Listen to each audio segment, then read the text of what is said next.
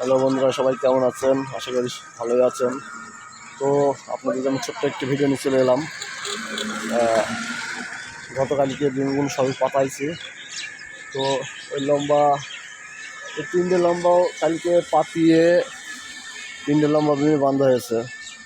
কিন্তু একটা জিনিস আমাদের সবচেয়ে বড় কষ্টের বিষয় লিগে যে আমরা কিন্তু এখন এই দুটো ঘর, এইটা আর পাশেরটা এখনও ছাইতে পারিনি।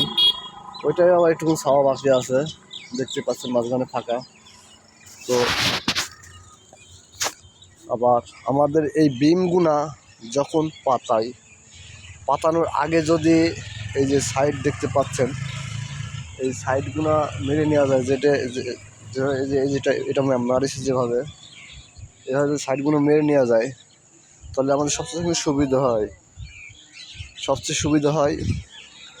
আর এই বিম ফেলার পরে যদি সাইড মারতে হয় তো খুবই কষ্ট হয়, কিন্তু অনেকেই কিন্তু জানে না।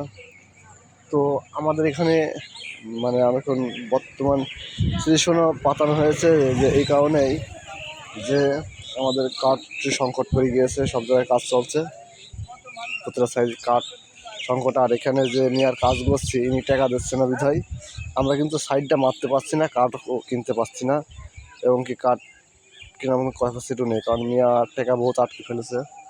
ওই সিচুয়েশনের কারণে এখন আমরা এগুলো করেছি আর কি। যাই হোক, আপনাদের সাথে কিন্তু আমি ছোটো ছোটো ভিডিও টিপস দিয়ে থাকি।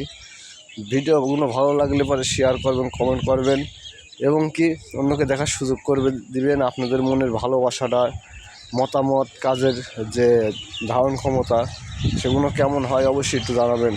সবাই ভালো থাকবেন, সুস্থ থাকবেন। আল্লাহ হাফেজ।